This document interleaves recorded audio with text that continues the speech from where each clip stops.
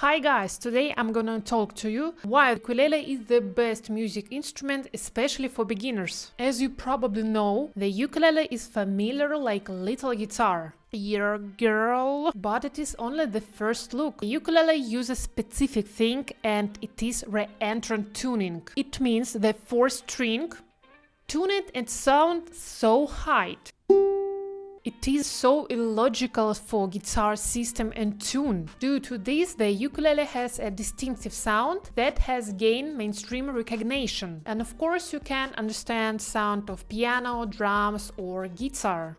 In my opinion, the ukulele is so an underrated instrument. Many people have different stereotype and myth about it, thinking it's just a toy, it's only for children, or a niche instrument. But in reality, it is a versatile and accessible musical instrument. For instance, you can buy an ukulele around $50 or $100. It is a very affordable instrument compared to piano or a quality guitar. As a rule, a lot of ukulele players are self-taught musicians, because it is a folk instrument, like balalaika in Russia. So there is not one common universal way to learn it.